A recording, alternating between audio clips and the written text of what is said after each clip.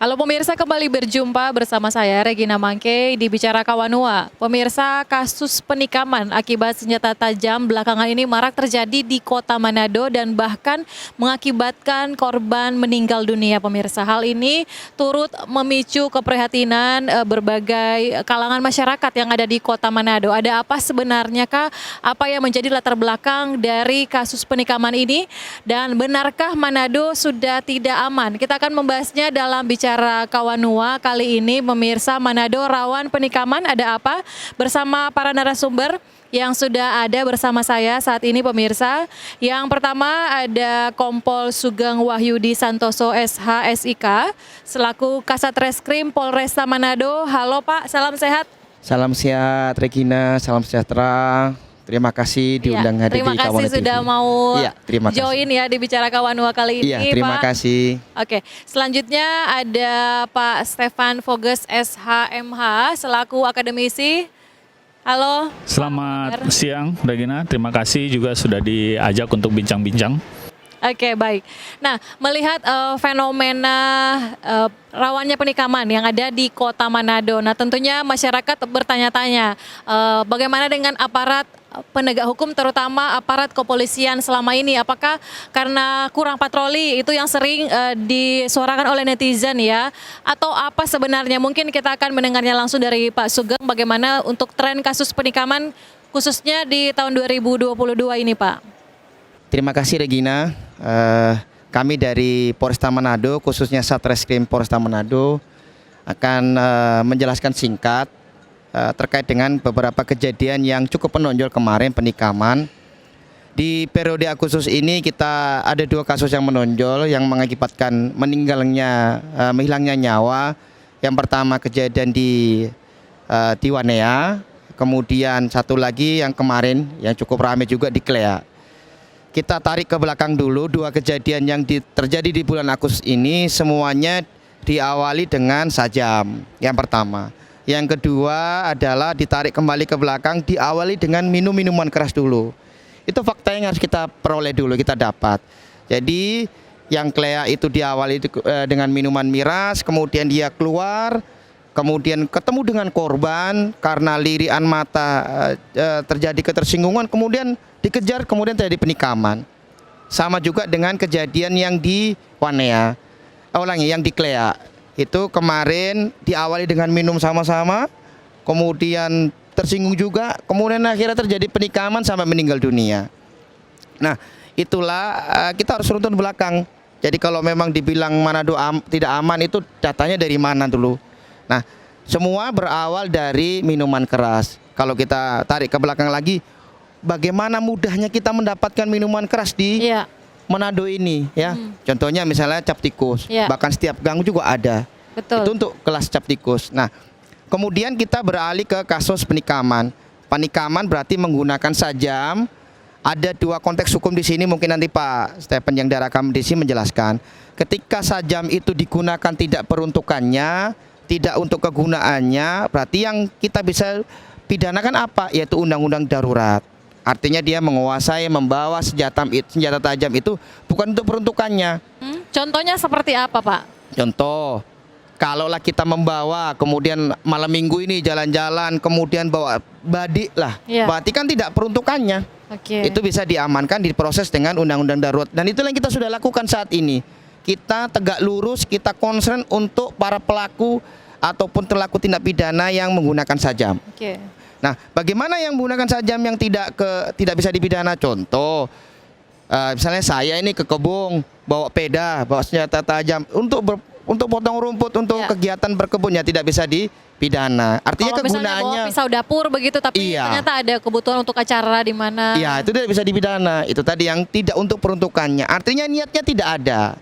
Oke, yang itu penikaman. Dan itulah bukti komitmen kita Satreskrim kemarin, Resmob kita ada mengungkap 2 tempat pemproduksi senjata jenis badik, dan senjata itu memang dibuat khusus untuk menikam, hanya untuk menikam, artinya ditusuk.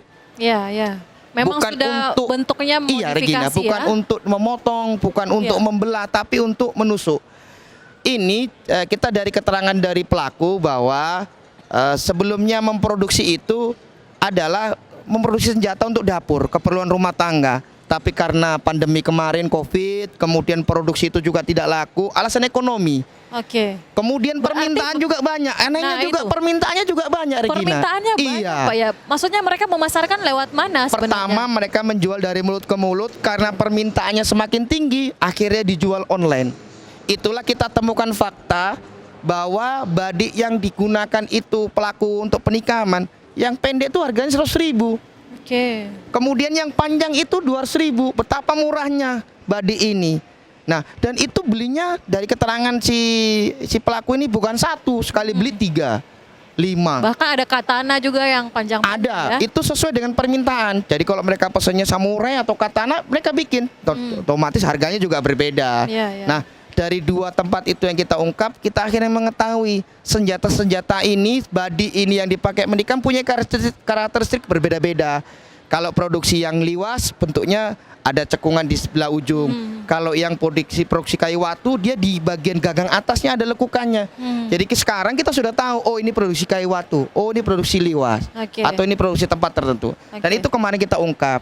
Dan alhamdulillah 2 minggu ini untuk kasus penikaman berkurang, Oke. khususnya yang menggunakan badik. Ada kejadian menggunakan aniaya, menggunakan penikaman, tapi ternyata menggunakan kunci sepeda motor, Pak Regina. Jadi ya cukup berpengaruh juga hasil ungkap kemarin.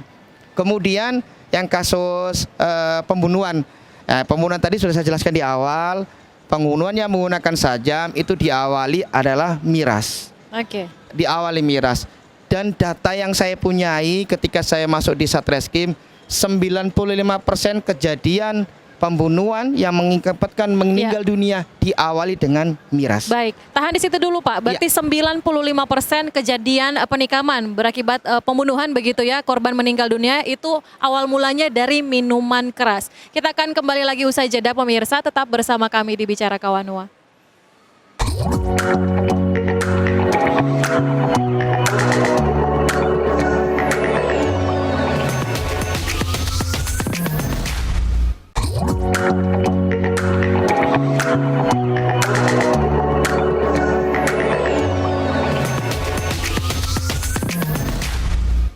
Ya, fakta menarik yang didapati oleh Reskrim Polresta Manado ya, di mana ternyata memang awal mula 95% kasus penikaman berawal dari minuman keras, dalam hal ini cap tikus begitu Pak ya?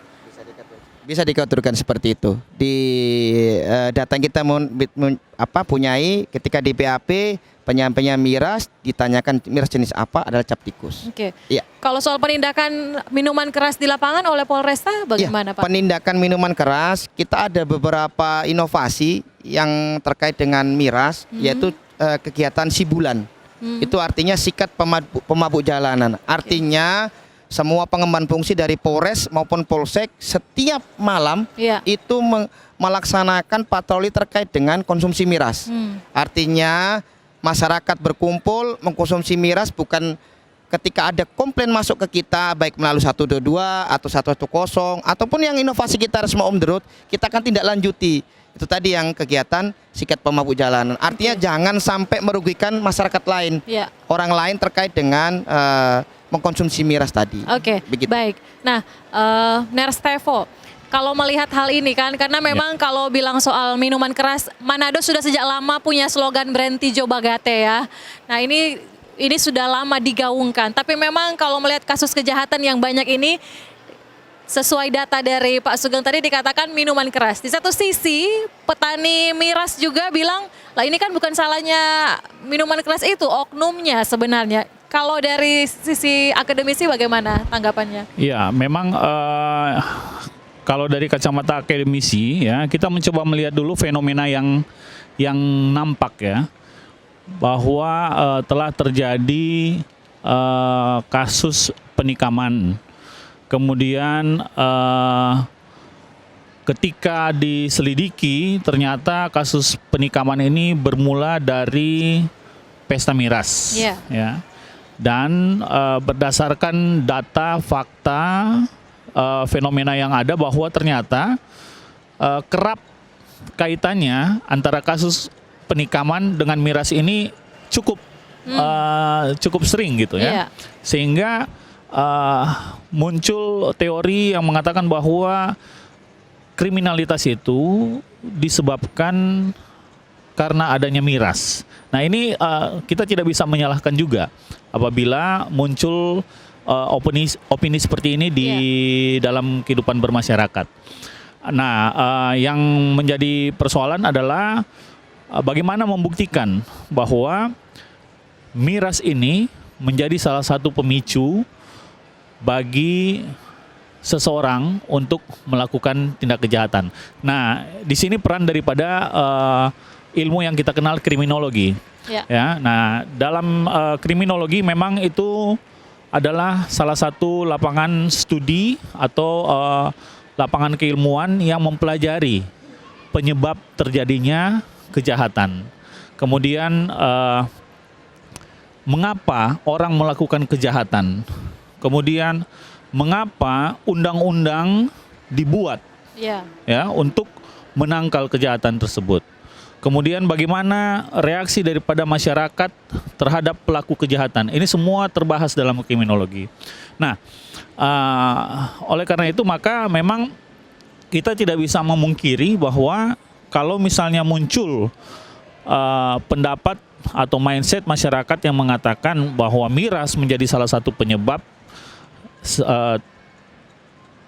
meningkatnya angka kriminalitas, untuk sementara ya saya sebagai seorang akademisi tidak dapat menafikan itu, tetapi perlu diuji lebih dalam, lebih jauh. Karena sebenarnya kalau berdasarkan ilmu kriminologi maka ada banyak faktor yang membuat manusia itu melakukan kejahatan. Dan miras bukan satu-satunya faktor. Ya, ada banyak faktor. Ada beberapa ilmuwan yang mengkategorikan bahwa ada dua faktor utama yang menyebabkan sehingga seseorang melakukan kejahatan, yaitu faktor internal dirinya dan faktor eksternal. Ya. Jadi ada pengaruh sosial yang juga akhirnya mendesak seseorang mau tidak mau dia harus berbuat kejahatan atau mau tidak mau akhirnya dia melakukan kejahatan. Sementara ada juga faktor-faktor internal ya yang mendorong sehingga seseorang itu melakukan kejahatan. Nah, Abdul Syani itu dia mengkategorikan ada 4 kriminalitas yang dilakukan oleh individu berdasarkan dorongan dari dalam. Yaitu yang pertama, born criminal.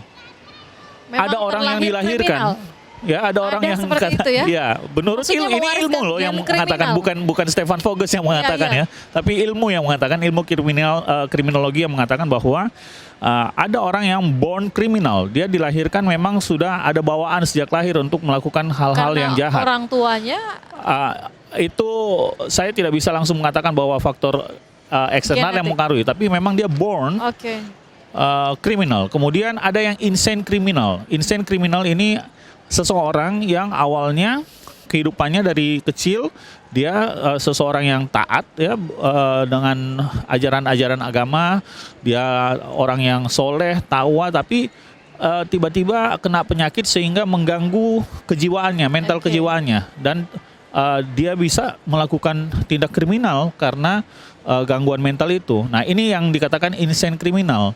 Nah, kemudian ada yang namanya occasion criminal. Dia orang yang normal ya, tetapi karena tekanan sosial, tekanan ekonomi, tekanan dari luar lingkungan, akhirnya mendorong dia untuk melakukan tindak kejahatan. Ini occasion criminal.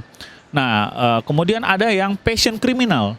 Itu orang melakukan tindak kriminal karena dorongan perasaan cinta, perasaan terhina, perasaan kehormatan dan lain-lain. Nah, ini oleh karena itu maka faktor-faktor inilah yang kalau berdasarkan ilmu kriminologi yang perlu dikaji untuk menilai sebuah fenomena yang terjadi dalam sebuah masyarakat. Nah, terkait dengan pertanyaan daripada diskusi kita pada hari ini, Manado rawan penikaman, ada apa? Nah, ini adalah sebuah pertanyaan ilmiah sebenarnya Pak, yang perlu dijawab dengan teori-teori yang ada kajian akademiknya. Nanti kita bahas mungkin lebih dalam lagi. Tapi kalau melihat yang terjadi di Kota Manado kan sesuai dengan temuan dari kepolisian juga dikatakan bahwa memang diawali dengan kumpul-kumpul, ya jadi pemuda kumpul-kumpul baik itu di acara atau memang kumpul-kumpul atas kemauan sendiri, baku pangge gitu dalam istilah ya, sesama teman kumpul-kumpul minum. Padahal mungkin berteman, tapi tahu-taunya sudah saling menikam begitu karena ada ketersinggungan atau bagaimana? Apakah ini budaya Manado yang memang tidak suka tersinggung atau seperti apa? Ner Stevo, tapi dijawab usai jeda. Kita akan break dulu, tetap bersama kami.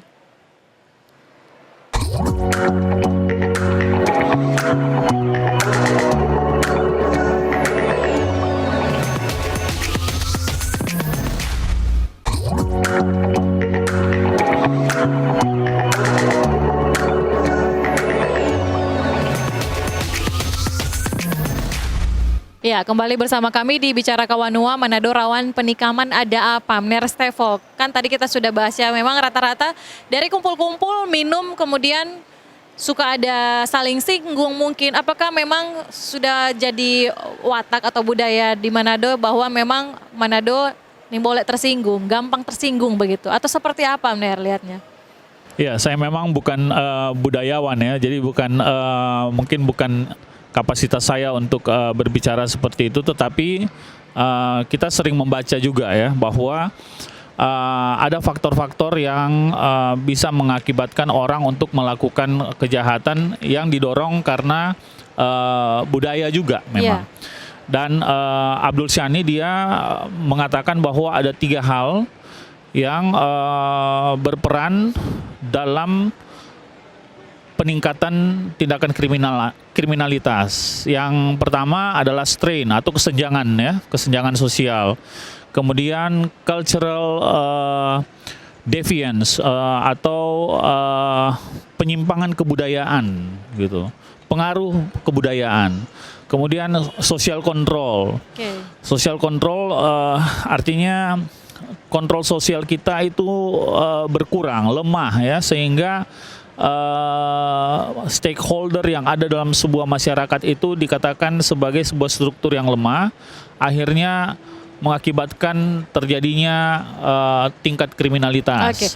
Kontrol sosial maksudnya seperti patroli misalnya yang berkurang atau seperti apa? Kalau kita berbicara tentang sebuah masyarakat, maka stakeholder di situ sudah jelas siapa ya, yaitu pemerintah ya, kemudian masyarakatnya itu sendiri. Masyarakat ini terbagi atas tokoh masyarakatnya, tokoh agamanya, ya kan. Kemudian dari pemerintahnya sendiri, selain eksekutif, legislatif, yudikatifnya, tentu ada aparat penegak hukum sendiri. Nah, inilah yang dapat dikatakan sebagai tonggak-tonggak sosial kontrol kita gitu.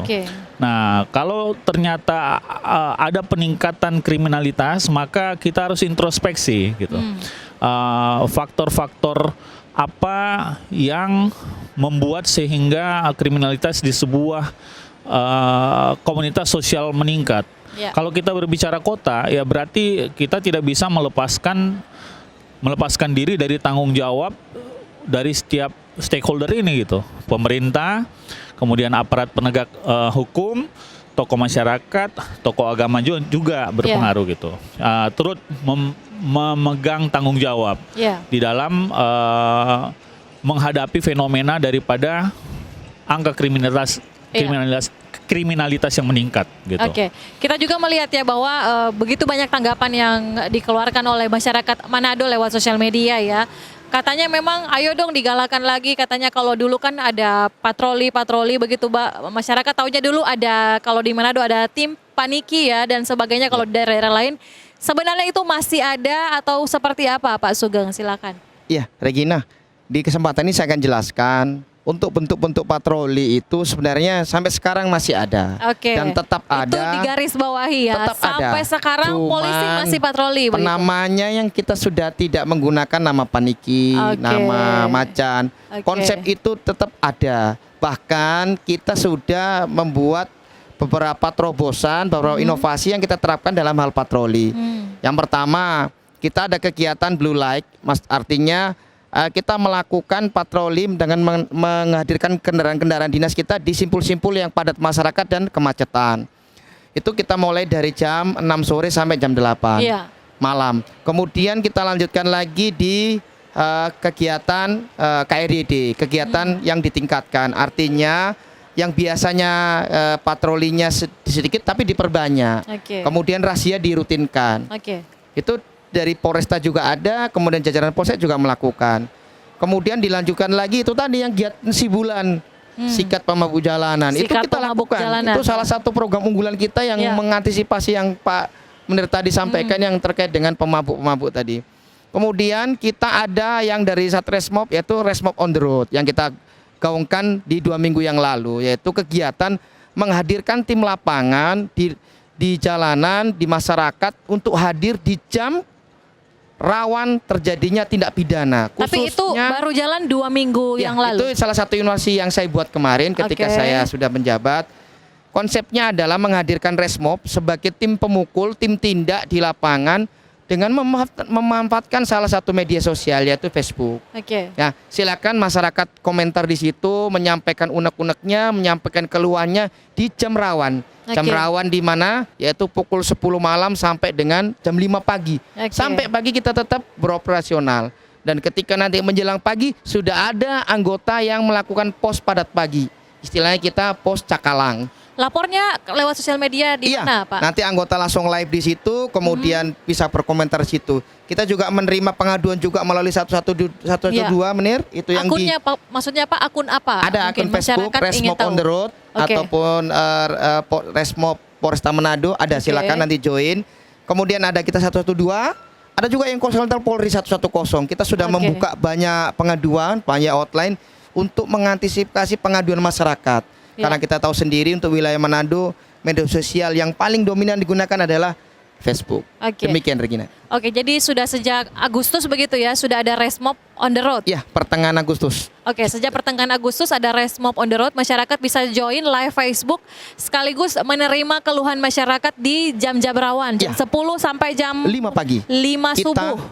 Kita akan langsung tindak lanjut di ketika ada pengaduan yang langsung disampaikan di live tersebut. Baik, seberapa efektifkah itu? Karena kejadian juga baru-baru ini kan memang pelaku penikamannya ini residivis ya, berarti sudah menjadi pelaku tapi masih kambuhan begitu, masih melakukan hal-hal yang tidak terpuji. Kita akan kembali usai jeda pemirsa, tetap bersama kami.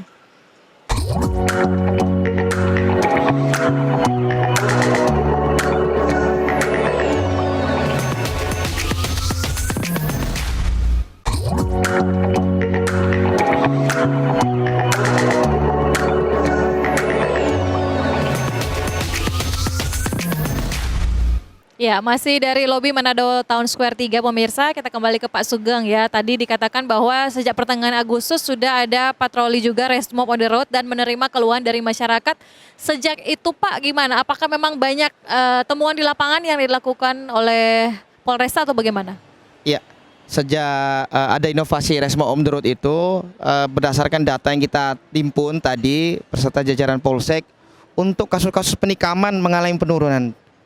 Jadi Regina mengalami penurunan, bukan tidak ada tapi mengalami penurunan. Artinya yang biasanya rutin ada masuk ke kita laporan polisi, akhirnya pengurangan. Karena apa? Itu tadi hadirnya anggota kita. Berarti efektif begitu Pak ya? Dan untuk di malam hari bukan hanya Resmob yang ada tim Rayon Sabara. Mungkin pernah lihat mereka berpakaian warna rompi merah, mereka keliling. Itu merespon pengaduan dari 112 ataupun 110 dan mereka punya waktu 10 menit paling lambat harus sudah datang di TKP. Artinya kecepatan itu adalah datang TKP utama.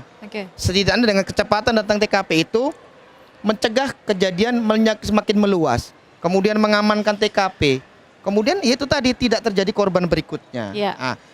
Jadi selain dari Polsek, kemudian dari Polres kita merujukan tim rayon, kemudian ada Resmob on the Road, kita harapkan tidak bisa menghilangkan 100%, tapi setidaknya mengurangi tindak pidana yang terjadi khususnya di pembunuhan, penikaman atau penggunaan sajam. Nah, khusus di malam minggu itu kita punya agenda khusus, pasti nanti kita akan full power, artinya kekuatan penuh untuk mengantisipasi terjadinya tindak pidana di wilayah Kota Manado. Oke. Jadi memang timnya Bapak ini rela tidak malam mingguan begitu ya, demi menjaga keamanan, Pak? Demi Manado yang kita cintai. Ya, oke. Kan pabrik Sajam ada 2 yang sudah digerebek begitu ya oleh tim Resmob. Kira-kira Pak masih ada lagi kah atau bagaimana? Ya, Regina, saya jelaskan kronologisnya singkat yang terkait dengan Sajam ini. Itu kita sebelum melakukan pengungkapan, kita mengevaluasi dulu kenapa banyak Sajam, kemudian senjata yang digunakan jenisnya badik dan bentuknya sama, serupa dan mirip. Kejadian 1, kejadian 2, kejadian 3, kita menduga nih kok sama. Akhirnya tim kita menganalisa, pasti ada pemproduksinya, pasti ada tempat tertentu yang membuat seperti ini. Ternyata kita lidik di lapangan, muncullah penjualan itu lewat online, ternyata sama dengan yang kejadian penikaman tuh, Menir. Kita coba pancing beli, akhirnya kita beli 2, diantar, kita amankan sampai menuju ke penggunanya. Kita ulangi pembuatnya. Dari situ kita interogasi, Pak, bukan hanya kita lagi, ada tempat yang lain, kita amankan juga keesokan harinya. Akhirnya disitulah kita dapat tahu di Manado ini ada tempat produksi khusus badik. Dari situ kita juga dapat fakta si pembuat ini ternyata yaitu tadi kita sempat bahas alasannya ekonomi.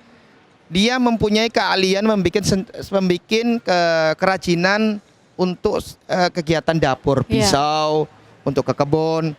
Tapi karena waktu itu masa pandemi dan kemudian dia kesulitan ekonomi, dibarengi dengan permintaan yang cukup tinggi untuk membuat badik. Akhirnya dia buat, dan harganya itu tadi saya sampaikan di awal, untuk yang pendek adalah 100.000 dan kemudian yang cukup panjang itu 200.000, artinya gampang. Harganya terjangkau, dia buat. Jadi mudah-mudahan hanya 2 itu saja pabriknya. Untuk sementara ini yang kita termonitor di lapangan baru 2, tapi tidak menutup kemungkinan juga ada yang lain, dan itu sementara kita cari di lapangan. Kalau ada yang berani, Pak, itu kena hukumannya kalaupun apa? ada yang membuat atau membawa dan menguasai Sajam tanpa izin, kemudian tidak untuk peruntukannya, artinya niatnya ada bukan untuk ke kebun, untuk kegiatan dapur, itu kita kenakan dengan undang-undang darurat. Dan ancamannya cukup tinggi, yaitu 9 tahun undang-undang darurat ini. Dan ini untuk di Satreskrim kita tegas, Pak. Untuk setiap pelaku yang menggunakan Sajam, kita akan tindak.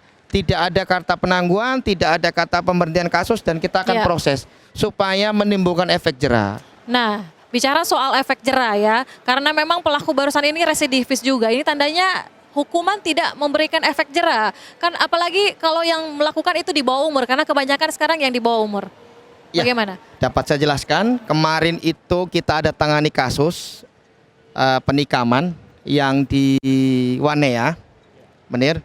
Itu pelakunya di bawah umur, masih 17 tahun.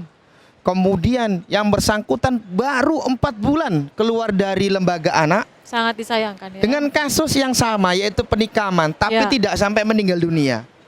Yang satu lagi kasusnya aniaya, baru 2 bulan keluar. Artinya apa?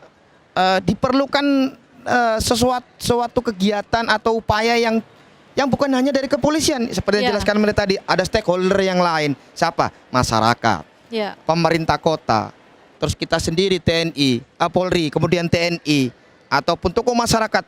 Dan yang paling utama adalah tokoh agama. Setiap kegiatan agama, kerohanian minta tolong kita rekomendasi disampaikan juga. Artinya tadi bukan hanya kepolisian sendiri yang bekerja, tokoh masyarakat, kemudian Pemkot, kemudian TNI, kemudian stakeholder lain, tokoh agama, tokoh masyarakat, mungkin dari akademisi juga, akademisi, itu setidaknya membantu kita mencegah terjadinya tindak pidana. Oke, baik.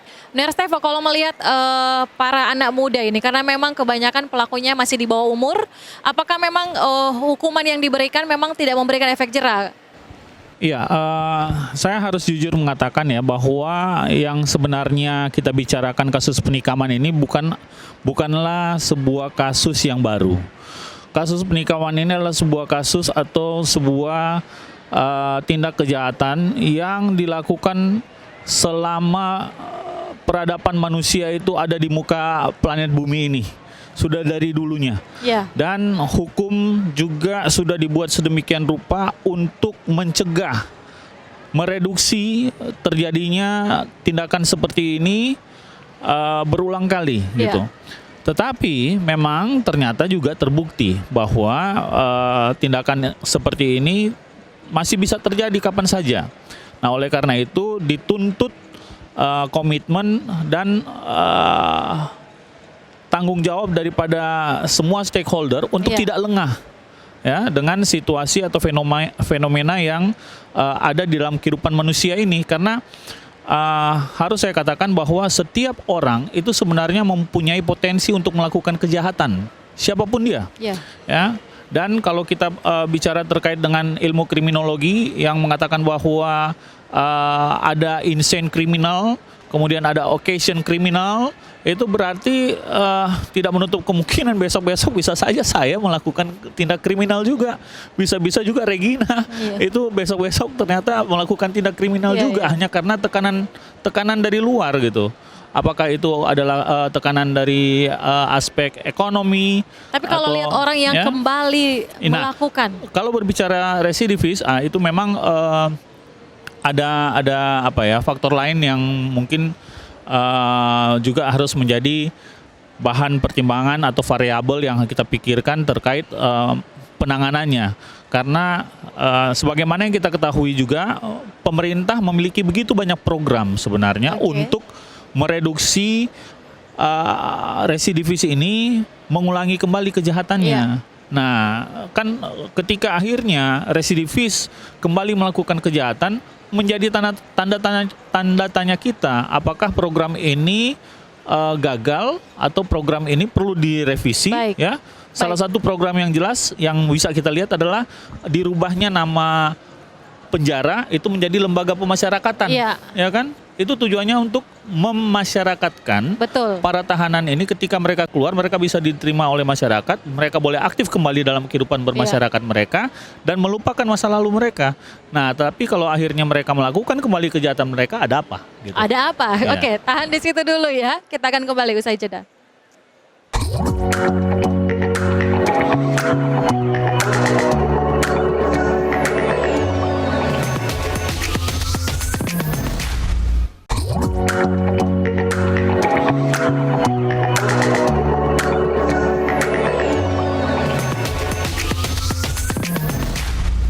Ya, oke, terima kasih Anda masih bersama kami ya. Jadi memang penjara sudah diganti nama jadi rumah tahanan atau lembaga pemasyarakatan begitu ya, Pak Sugeng. Nah, kalau melihat dengan para pelaku ini yang suka kambuhan, bahkan katanya kemarin ada yang baru keluar curanmor begitu ya, tapi iya betul. Sampai 3 kali bolak-balik. Bolak-balik. Tidak bosan begitu ya, bahkan mau lagi. Itu terjadi di Manado, Pak. Dan sering memang fenomena seperti itu. Biasanya ini kita bicara umumnya, kejahatan yang dilakukan itu didominasi pelaku yang sudah mengulangi perbuatannya. Iya. Yang apakah pertama, mereka nampak tidak taubat begitu Pak dengan yang kalau mereka bicara lakukan? taubat itu bicara urusan dengan Tuhan.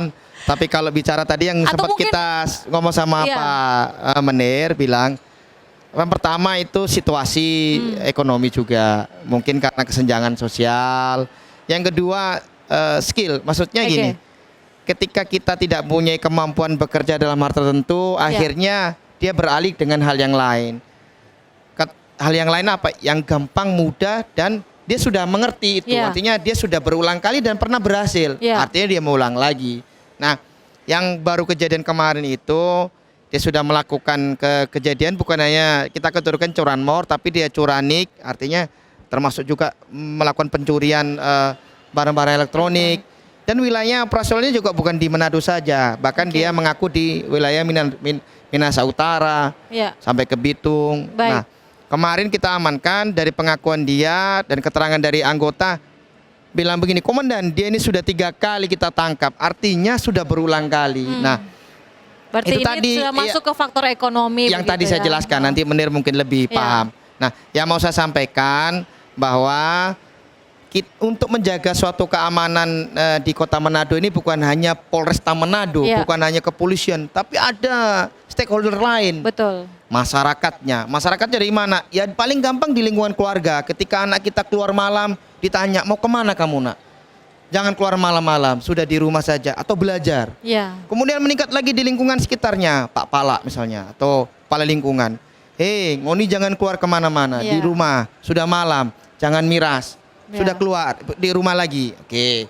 Kemudian dari lurah, dia patroli, ada pesta kawin, ada acara kedukaan, ketika ada acara-acara yang menuju miras atau menuju ke perbuatan pidana, tolong dicegah. Nah, tapi tak sedikit juga yang mau menegur malah jadi korban kan?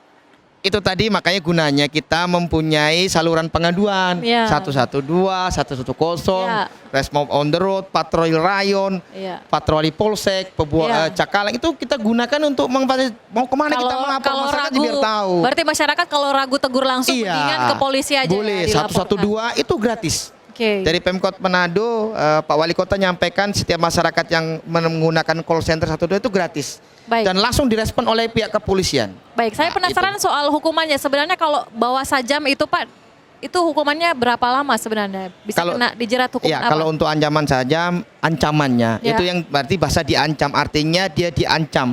Kalau nanti untuk hukumannya, vonisnya nanti di pengadilan. Nah, ancaman yang tertera 9 tahun. Jadi nanti ketika kita diancam dengan pasal, kalau di bawah umur?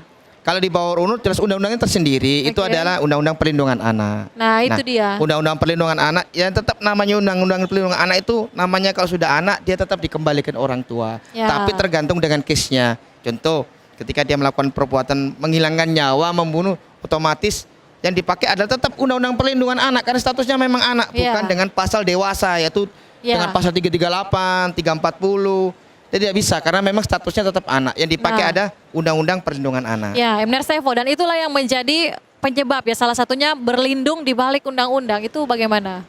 Ya, memang sebenarnya yang harus kita sadari adalah bahwa undang-undang atau hukum itu salah satu tujuannya adalah ketertiban umum. Ya. Adanya hukum adalah untuk menjadi kontrol sosial. Gitu.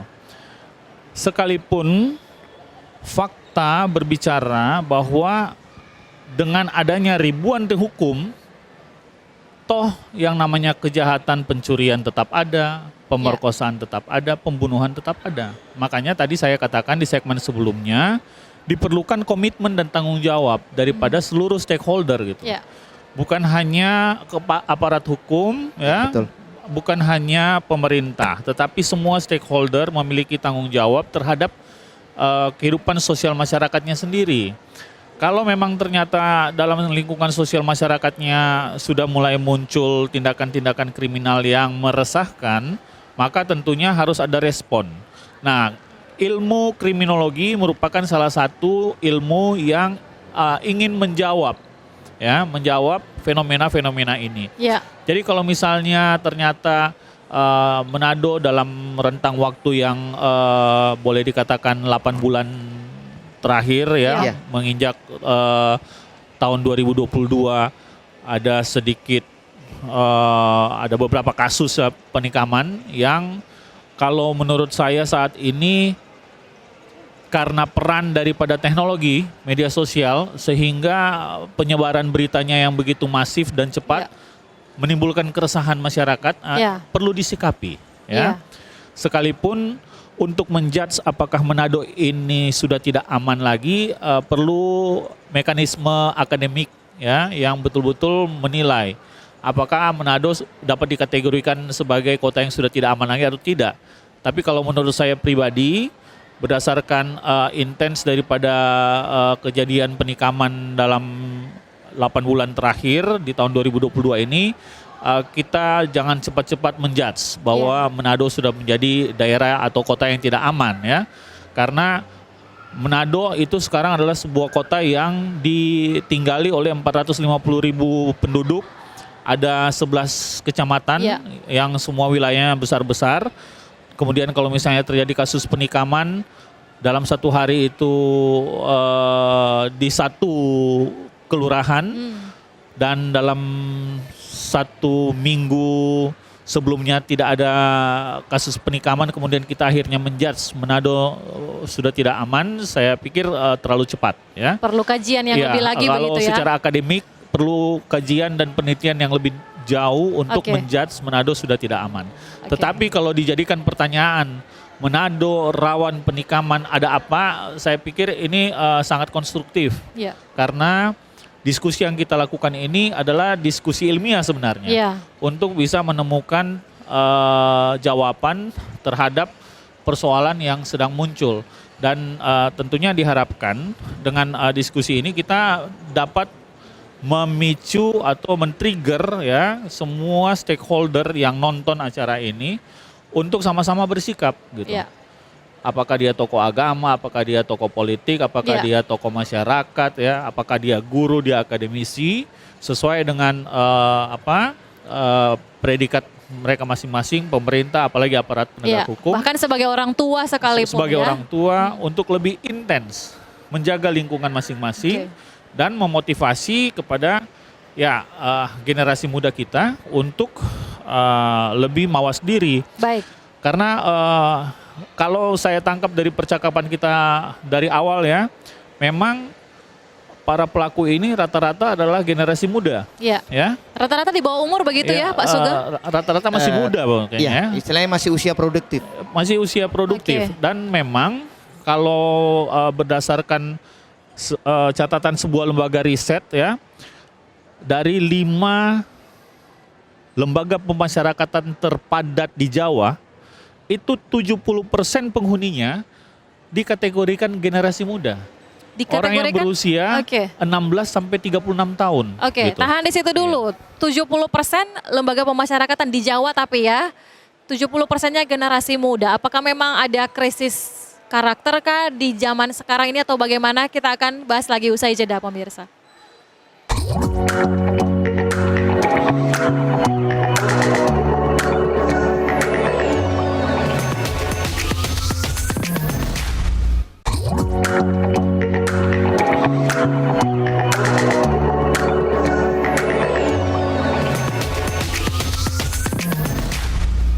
Iya, terima kasih Anda masih bersama kami di Bicara Kawanua. Kan banyak yang suka bilang Manado tidak aman, tapi memang menurut Mersevo itu harus perlu dikaji lebih lanjut lagi. Karena memang Manado dengan 400-an ribu penduduk ya, sedangkan mungkin nanti dijelaskan oleh Pak Sugeng, berapa banyak sih sebenarnya kasus penikaman ataupun senjata tajam yang ada di kota Manado, Pak? Mungkin silakan. Ya, dapat saya jelaskan berdasarkan data yang kami punyai, data-data yang saya pegang saat ini, kita ukur 3 bulan ke belakang.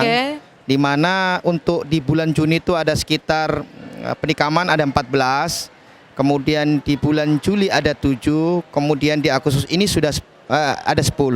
Artinya masih ada perkembangan, bisa naik bisa turun. Tapi itu tadi kita mau sampaikan seperti yang dijelaskan Menir, jumlah warga kota Manado ini 400-an. Dan polisi yang di Polresta Manado itu 800. 850-an kurang. Artinya itu belum dikurangi yang sakit, yang tidak produktif, kemudian PNS-nya, kemudian yang tidak di fungsi lapangan, misalnya di Binmas, staf. Nah, dengan kemampuan yang terbatas, dengan upaya yang maksimal, dengan terobosan-terobosan yang ada, kita mampu mengurangi tindak pidana yang terjadi. Ya, khususnya di penikaman. Ada perintah-perintah pimpinan yang menegaskan untuk kejadian yang khusus penikaman aniaya atau penikaman yang menggunakan sajam, kita harus proses terus. Kemudian dengan rasio yang masyarakat yang banyak dengan kepolisian yang sedikit, artinya kalau kita rasiokan satu polisi menjaga sekitar 40 atau 50 orang, 4.000 ya masyarakat. Bayangkan Manado yang padat ini dengan polisi Polresta Manado yang personel yang terbatas. Kita mampu mengaman. Kira-kira saya cuma nanya aja ya, karena memang kan untuk Pak Kapolri kan sekarang tagline-nya presisi, polisi makin humanis. Apakah itu yang juga jadi salah satu faktor seakan-akan para pelaku ini sudah mulai tidak takut dengan polisi karena polisi dalam tanda kutip makin baik begitu? Tidak, maksudnya begini, ketika polisi dibilang baik artinya ketika memberikan pelayanan kita harus memberikan dengan cara yang humanis. Tidak sedangkan kalau netizen kan suka geram sendiri, siapa kok begitu harusnya. Ada beberapa kejadian ketika kita melaksanakan inovasi kita Resmo on the Road atau tim rayon itu netizennya bilang, Pak pukul Jo bage Jo, tapi kan tidak, itu hanya filmnya ini kegergetannya netizen, tapi namanya kita kepolisian tetap dengan SOP kita mengamankan, kemudian mencegah supaya tidak meluas. Itulah kita himbau tadi sejak awal saya ngomong menyampaikan bahwa untuk menjaga Manado ini aman, menjaga kondisivitas Manado tidak terjadi tindak pidana yang menonjol dan meluas, itu bukan hanya Polresta Manado saja. Ada stakeholder lain. Mungkin ada harapan Pak untuk pemerintah Kota Manado khususnya. Kita berharap supaya dapat membantu kepolisian menjaga kondusivitas Kota Manado melalui peran serta di bidang preemptif dan preventif. Preemptif itu di mana? Contohnya di kegiatan agama, di kegiatan arisan, di kegiatan ibadah kolom, di kegiatan yasinan atau ibadah yang lainnya, itu bentuk-bentuk preemptif. Kemudian preventif, di Pemkot Manado ada kegiatan prokamling.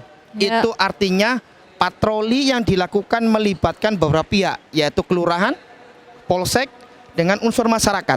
Itu prokamling. Oh, ada itu ya Pak? Ada. Nanti mungkin Menir sudah monitor. Itu salah satu inovasi yang digaungkan oleh Pak Wali Kota Manado. Artinya apa? Kegiatan preemptif yang preventif lebih efektif daripada kegiatan represif. Itu yang perlu saya sampaikan pada Regina. Baik. Kalau dari Menir Stevo bagaimana, mungkin ada harapannya dan juga mungkin kesimpulan dari diskusi kita kali ini? Baik, terima kasih Regina. Jadi kebetulan karena saya juga adalah aktivis kepemudaan ya. Jadi saya barangkali ingin menyampaikan selain harapan juga ada keprihatinan lah ya, karena dengan tadi ya dibilang 70% ini sebagaimana yang sudah saya katakan di segmen sebelumnya, bahwa ternyata penghuni penjara berdasarkan riset itu mayoritas adalah generasi muda di usia produktif. Nah, oleh karena itu maka ini menjadi sebuah alert atau alarm lah buat kita agar tetap waspada bagi orang tua maupun seluruh stakeholder, pemerintah maupun tokoh masyarakat, tokoh agama untuk memperhatikan generasi muda kita agar tidak terjun dalam kegiatan-kegiatan kriminalitas, dan ini tentunya menjadi tanggung jawab kita bersama. Dan oleh karena itu maka dengan adanya diskusi kita pada siang hari ini, saya berharap tentunya ini akan menjadi juga motivasi bagi para penonton, pemirsa dari Kawanua TV untuk menjadi lebih concern dengan generasi muda kita dan menjaga lingkungan kita. Sebagaimana yang dikatakan oleh Pak Kasat tadi, memang betul di pemerintah sendiri itu sudah banyak program-program yang sebenarnya merupakan respon daripada kegiatan-kegiatan atau tindak-tindak kriminalitas yang ada. Oleh karena itu maka kita perlu untuk mendukung program-program pemerintah juga yang ada kaitannya dengan upaya untuk mereduksi terjadinya tindak kriminalitas. Saya kira itu. Terima kasih. Terima kasih banyak untuk narasumber saya yang luar biasa Pak Sugeng dan juga Menir Stevo atas waktunya. Jadi intinya pemirsa, mari sama-sama torang jaga, torang Pekota sama-sama jaga Manado. Kalau ada laporan silakan boleh ke 112 atau 110 ya, call center Polri ya, begitu Pak. Baku-baku bae, baku-baku sayang, karena torang semua basudara, torang semua ciptaan Tuhan. Kita Regina pamit undur diri, Kawanua TV, torang PTV, sampai jumpa.